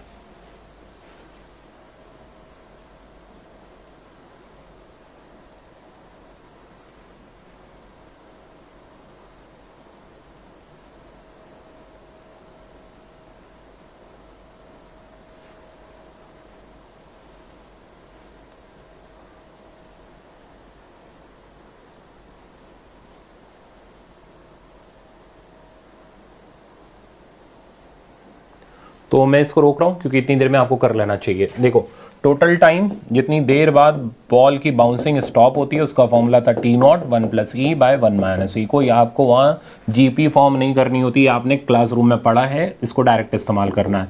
t0 की जगह आ गया √2h बाई जी, 1 प्लस ई कितना दे रखा है हमें, हाफ दे रखा है, तो 1 plus half by 1 minus half. Okay, height कितनी दे रखी है 5 मीटर, तो ये तो कट गया, 1 हो गया बाहर, 1 प्लस हाफ 3/2, ये बचा हमारे पास 1/2, 2 कटा 3 सेकंड। तो 3 सेकंड के टाइम के बाद बॉल की बाउंसिंग रुक जाएगी, ऑप्शन सी करे। ऐसे खत्म होता है सवाल, ये थोड़ा वहाँ बैठ के आप डिराइव कर रहे हो। चलते हैं आगे। ये वाला जो प्रॉब्लम आप देख रहे हो ये मैंने रखा है AIBMT 2006 में एक बार प्रॉब्लम आया था, ये उसके जैसा मैंने यहाँ प्रॉब्लम रखा है, एग्जैक्टली वो नहीं है। करो इसको अटेम्प्ट, अच्छा प्रॉब्लम है।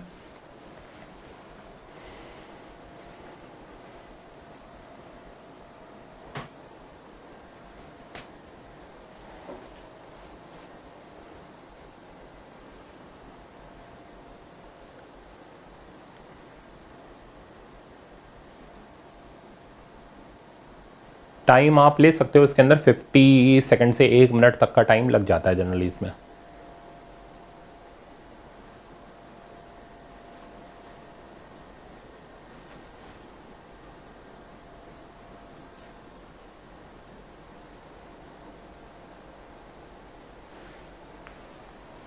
तो मैं इसको रोक दूं। अच्छा, इस प्रॉब्लम की खासियत ये है जिन बच्चों ने किया होगा उनका तो आ जाएगा, जिन्होंने पहली बार देखा होगा उनके हाथ पांव फूल जाएंगे। तो क्योंकि आपके में आ चुका है, मैं तो अपने घर से तो नहीं दे रहा ये प्रॉब्लम, तो इस तरीके का प्रॉब्लम प्रैक्टिस करके जाना ज़रूरी है हमारे लिए, ठीक है ना। अब देखो प्रॉब्लम ये कह रहा है कि एक बॉल आ रही है यू स्पीड से, मान लो इंसिडेंट होती है 30 डिग्री के एंगल पर, बाउंस होती है 60 डिग्री के एंगल पर, वी स्पीड ले लेते हैं, सरफेस स्मूथ है, ठीक है। हमें पता करना है कोफिशिएंट ऑफ रेस्टिट्यूशन। देखो सबसे पहले इस वेलोसिटी के कंपोनेंट करने पड़ेंगे, ठीक है ना, फिर मैं आगे का आपको बताता हूँ रास्ता कि क्या यूज़ करते हैं। तो वर्टिकल से एंगल 30 हो गया, तो इधर u cos 30, तो √3u/2, इधर आ गया u sin 30 u/2। सिमिलरली इधर वर्टिकल की तरफ v cos 60, तो v/2, इधर v √3/2। देखो क्योंकि सरफेस स्मूथ है इसलिए हॉरिजॉन्टल डायरेक्शन में कोई भी फोर्स एक्ट नहीं करेगा, इंपल्सिव फोर्स, फ्रिक्शन एक्ट नहीं करेगा बेसिकली, इसलिए हॉरिजॉन्टल डायरेक्शन में मोमेंटम कंजर्व रहेगा। तो जितना बॉल का पहले मोमेंटम होगा उतना बाद में रहेगा। तो मोमेंटम, मास तो वैसे ही बराबर है, तो मोमेंटम बराबर है तो वेलोसिटी भी बराबर है, यानी horizontal component of velocity horizontal direction में बराबर है। तो इक्वेट कर दो, तो u/2, तो ये लिख भी लेना। तो अगर सरफेस स्मूथ है और ऑब्लिक कोलिजन होता है तो पैरेलल टू द सरफेस जो वेलोसिटी होती है बिफोर और आफ्टर कोलिजन सेम रहती है, आपको पता होना चाहिए। अगर नहीं पता कॉपी में लिख लेना। तो u/2 v√3/2, यहाँ से 2 उड़ा और v/u का रेशियो हमारे पास आ गया 1/√3। This is our first equation. Now we have to find out restitution. Restitution होता है रिलेटिव वेलोसिटी ऑफ सेपरेशन। अच्छा, ये जो रिस्टिट्यूशन में वेलोसिटीज लेते हैं लाइन ऑफ इम्पैक्ट के अलॉन्ग लेते हैं। इम्पैक्ट मतलब जिस अलॉन्ग इसका normal reaction impulsive force act कर रहा हो, तो वो एक्ट कर रहा है हमारा y एक्सिस की तरफ, तो हमें इम्पैक्ट की वेलोसिटीज लेनी है, यानी v/2 और √3u/2। तो रिस्टिट्यूशन हो गया सेपरेशन की velocity which is v/2, approach की वेलोसिटी विच इज √3u/2। ठीक है ना, 2 कटा। अब आप इसमें v और u का वैल्यू डाल दो, रेशियो 1/√3 1/√3 1/√3 बिकम्स 1/3, तो रिस्टिट्यूशन की वैल्यू 1/3 आ गई। ऑप्शन इसमें ए करेक्ट। तो था मजेदार सवाल, आपके बिल्कुल मेडिकल लेवल का आया हुआ सवाल, मैंने यहाँ दोबारा से आपको कराया। चलते हैं आगे। ये आपका कंसेप्चुअल प्रॉब्लम है, इसमें आपको सिर्फ 30 सेकेंड मिल रहा है।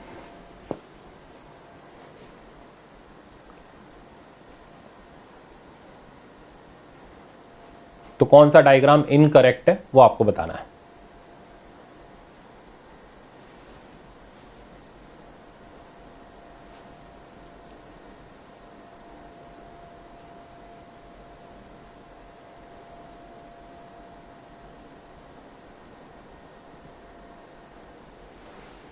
तो मैं इसको रोक रहा हूं। देखो बहुत सिंपल सा कंसेप्ट है, ऑब्लिक कोलिजन है तो इसके अंदर मोमेंटम x के अलॉन्ग भी कंजर्व रहेगा, y के अलॉन्ग भी रहेगा। तो एक एक डायग्राम वेरीफाई करो। तो x के अलॉन्ग इनिशियल भी मोमेंटम है, फाइनल भी मोमेंटम है। y के अलॉन्ग देखोगे तो इसका मोमेंटम और इसका मोमेंटम कैंसिल आउट हो जाएगा, तो ये डायग्राम करेक्ट है। सिमिलरली ये भी करेक्ट है, इसमें भी y के अलॉन्ग भी मोमेंटम कंजर्व हो रहा है, x के अलॉन्ग भी हो रहा है। इस डायग्राम की खासियत ये कि इसमें y के अलॉन्ग फाइनल मोमेंटम तो इसके पास है, बट इसका मोमेंटम उसको कैंसिल करने के लिए नहीं है। तो इनिशियली y का मोमेंटम 0 है, बट फाइनली y का मोमेंटम 0 नहीं है, इसलिए डायग्राम इनकरेक्ट हो गया। ठीक है ना। अब आते हैं हम नेक्स्ट प्रॉब्लम पर। ये प्रॉब्लम आपका AIEEE का प्रॉब्लम है, शायद मैंने पहले कराया हो बट मैंने फिर से रखा है। 45 सेकंड से 1 मिनट तक का टाइम।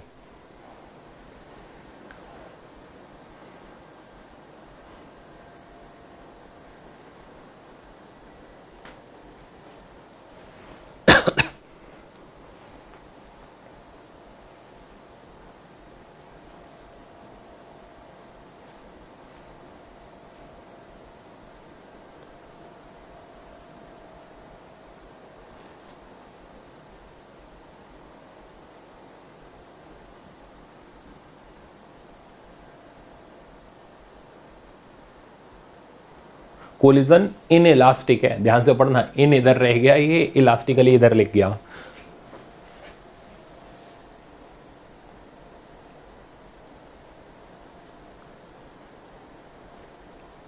तो मैं इसको रोक रहा हूं। तो देखो इसमें पहले डायग्राम बना लो। हमारे पास m मास का पार्टिकल है जो कि v वेलोसिटी से मूव कर रहा था, इन इलास्टिकली कोलाइड करता है अनदर आइडेंटिकल मास जो कि रेस्ट पर है। आफ्टर कोलिजन फर्स्ट वाला मास परपेंडिकुलर डायरेक्शन में जाता है v/√3 से, दूसरा वाला कितनी स्पीड से जाएगा यानी v2, ये हमें पता करना है। हमने थीटा एंगल पर ले लिया। एक ही रास्ता है, आपको मोमेंटम कंजर्वेशन लगाना है, पहले x के लॉन्ग फिर y के लॉन्ग। x के लॉन्ग हो गया इनिशियल मोमेंटम mv, इसका हो गया 0, इसका कॉन्ट्रीब्यूशन 0 और इसका mv2 cos थीटा। ठीक है ना। तो यहाँ से हमें v2 cos थीटा मिल गया और v2 cos थीटा की वैल्यू हमारे पास v के बराबर आ गई। This is our first equation. अब इसी तरीके से y का मोमेंटम कंजर्व करते हैं। तो y का मोमेंटम कंजर्व करोगे तो इनिशियल और final momentum along y, initial तो हो गया 0, फाइनल देखते हैं। फाइनल इसका हो गया mv/√3, ठीक है ना, और इसका हो गया माइनस mv2 sin थीटा। तो यहाँ से हमें v2 sin थीटा मिल गया एंड v2 sin थीटा का वैल्यू इज v/√3। अब क्या करना है, अब आपको निकालना है v2 का मैग्नीट्यूड, है ना, बस खाली। तो स्क्वायरिंग एडिंग कर लेते हैं, sine square plus cos square 1 हो जाएगा। तो v2 स्क्वायर की वैल्यू हमारे पास आ जाएगी 4v/3 एंड v2 की वैल्यू आ जाएगी 2v/√3। ठीक है, तो ये हमारा फाइनल आंसर हो गया, चेक कर लो। तो ऑप्शन ए करेक्ट। ये आपका ऑब्लिक कोलिजन का केस हो गया। चलते हैं आगे। ओके, ये फिर से आपका ऑब्लिक कोलिजन का ही केस है, अटेम्प्ट करो। इसमें आपको 1 मिनट लगेगा।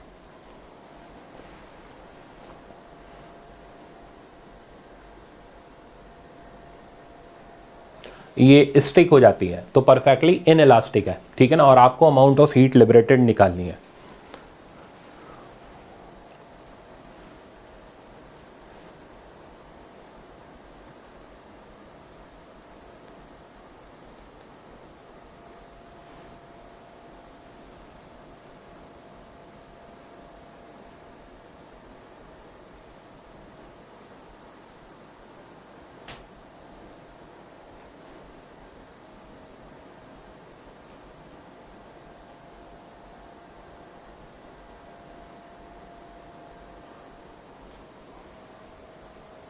तो मेरे ख्याल से आपका आंसर आने वाला होगा अगर आपको कंसेप्ट इसका आता है तो, नहीं तो फिर नहीं आएगा। देखो इसमें हमें अच्छा इसमें हम फॉर्मूला यूज़ नहीं कर सकते, half m1 m2 by m1 plus m2 into u1 minus u2 का होल स्क्वायर। तो जिन बच्चों ने सोचा हम फॉर्मूला लगा के कर लेंगे, भैया नाव बह गई तुम्हारी, ठीक है ना, क्योंकि ये लगेगा ही नहीं, वो लगता है सिर्फ और सिर्फ वन डायमेंशनल कोलिजन में। यहाँ आपको क्या करना पड़ेगा, आफ्टर कोलिजन वेलोसिटी निकालनी पड़ेगी, initial kinetic energy minus final kinetic energy करनी पड़ेगी, तब आंसर आएगा। तो m1 का मास हमें दे रखा है 3 kg, ये चल रहा है 4 मीटर पर सेकंड से। m2 का मास हमें दे रखा है 2 kg, ये चल रहा है 3 मीटर पर सेकंड से। आफ्टर कोलिजन मास हो गया 5 kg क्योंकि दोनों चिपक गए, और फाइनल वेलोसिटी हो गई v। पहले हम v निकाल लेते हैं by using momentum conservation.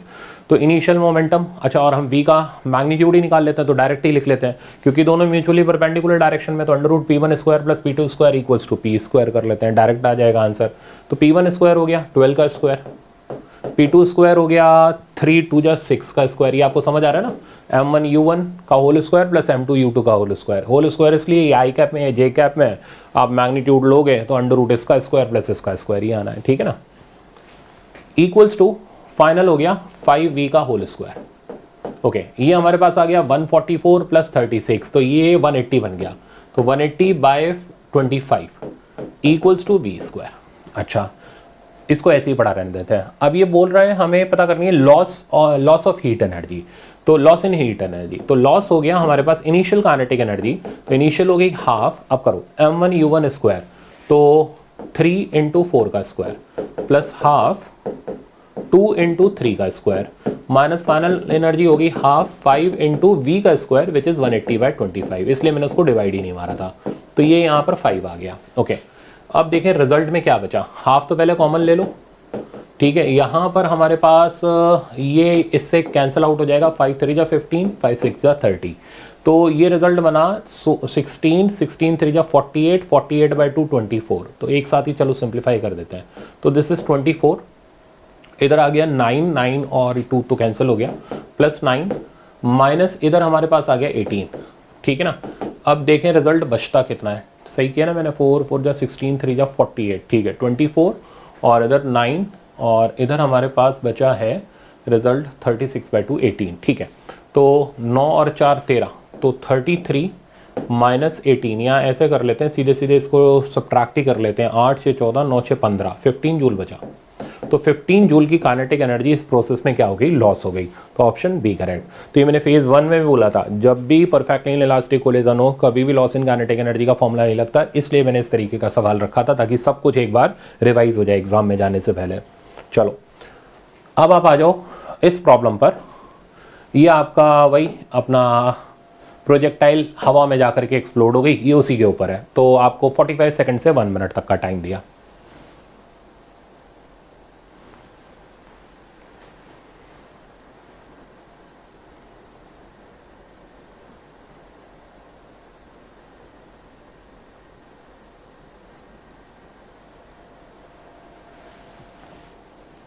Speed of third fragment आपको निकालनी है।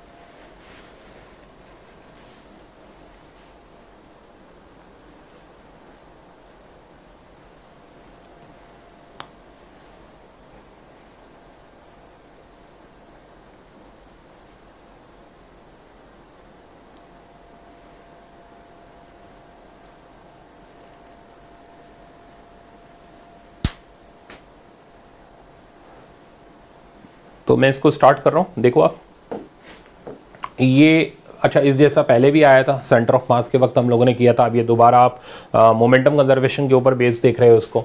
तो ये बोल रहा है projectile is fired with velocity v not at an angle of 60 degree with the horizontal.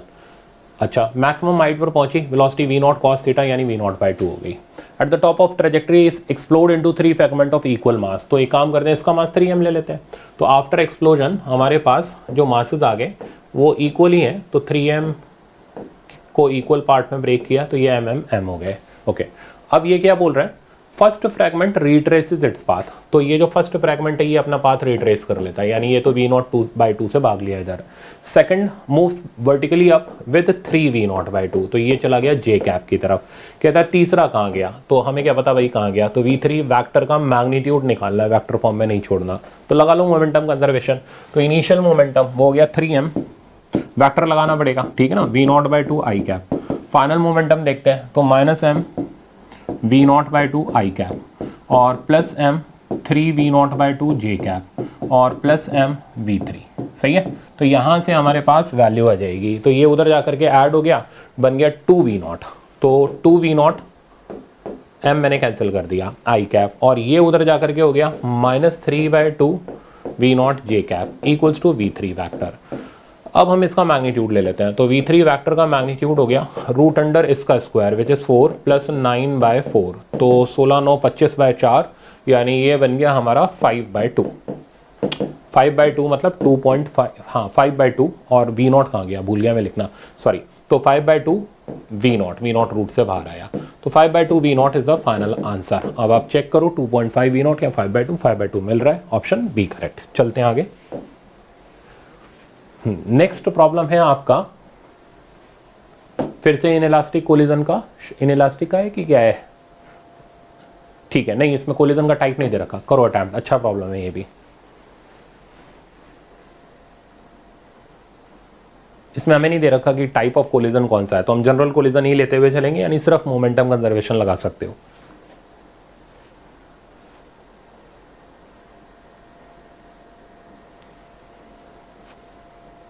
तो 45 सेकंड से 1 मिनट तक का टाइम है।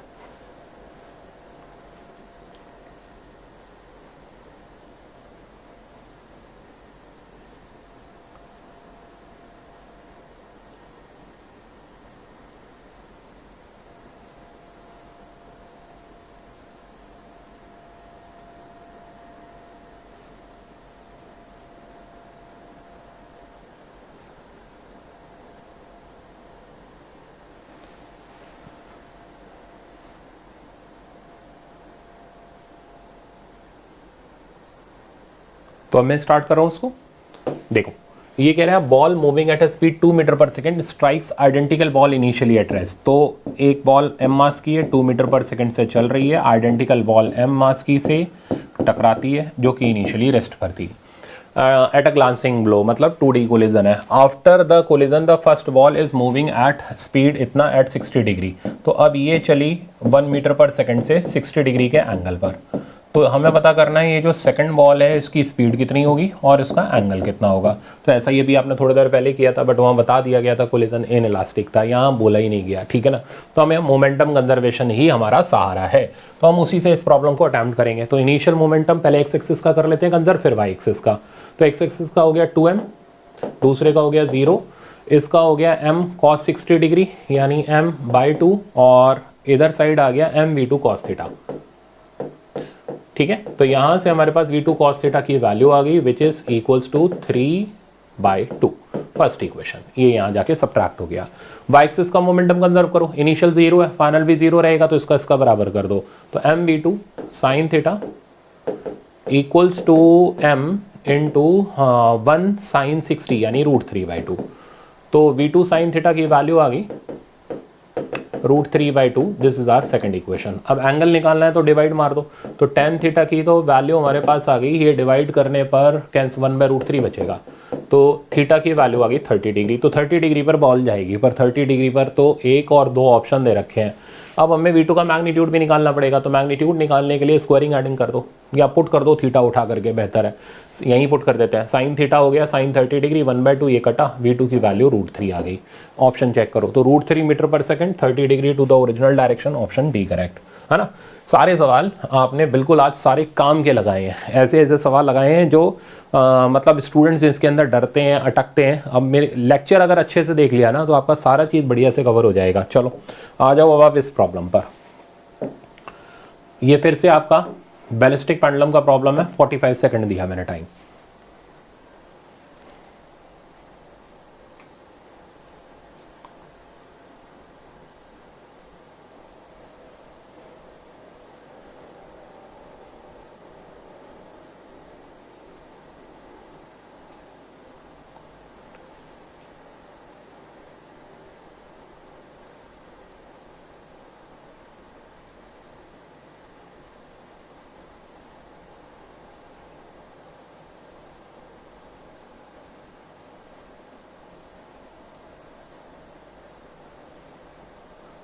तो मेरे ख्याल से जल्दी आ जाना चाहिए आपका मैं इसको रोक देता हूँ। देखो अब हमें पता ये दे रखा है bullet of mass small m moving with velocity v, तो ये रही बुलेट m मास की v वेलोसिटी से चल रही थी, passes through a pendulum Bob of mass capital M, तो ये रहा पेंडुलम बॉब जिसका मास हमें दे रखा है कैपिटल M, इससे पास कर जाती है, ठीक है, करेगी पास। अब इससे पास करने के बाद आगे ये बोल रहा है बुलेट इमर्ज हो जाती है, ठीक है भाई, हमने बुलेट इमर्ज करा दी v/2, सवाल से बातें करते रहो, पूरा इंटरेस्ट बना रहेगा। तो कहता है इसके इमर्ज करने के बाद ये डब्बे के पास कुछ v डैश की वेलोसिटी ले लेते हैं, तो कहता है ये बता दो मिनिमम वैल्यू ऑफ v, यानी v की कम से कम वैल्यू बता दो सच दैट ये पूरा सर्कुलर पाथ लूप आउट कर जाए। तो सर्कुलर पाथ लूप आउट कर जाए तो v डैश की वैल्यू √5 rg होनी चाहिए, सही है ना।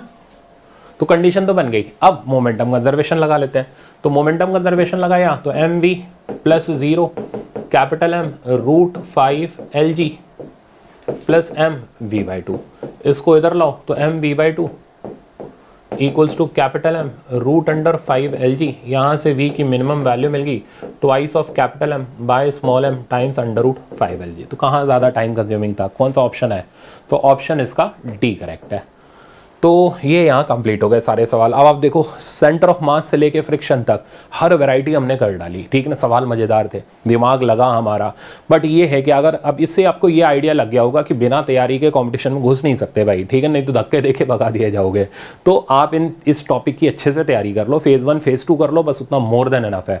अच्छा, अब जो प्रैक्टिस शीट, इसमें मैं इंपॉर्टेंट क्वेश्चन नहीं दे रहा, वो आपको रोटेशन जैसे ही कंप्लीट होगा ना तो सिस्टम ऑफ पार्टिकल का पूरा एक साथ टेस्ट है, तो मैं एक साथ टिक करा दूंगा। तो अभी के लिए आप इसकी प्रैक्टिस शीट जरूर लगा लेना, पर मेरी फिर से रिक्वेस्ट है फेज़ 1 फेज़ 2 के सारे सवाल जरूर देखना, फिर आप प्रैक्टिस शीट लगाना, फिर आप ये नहीं कहोगे कि आपका centre of mass collision weak रह गया, स्ट्रांग होगा और सवाल जरूर कंप्लीट होगा आपका। चलो मिलते हैं हम नेक्स्ट लेक्चर में रोटेशन के। Thank you so much.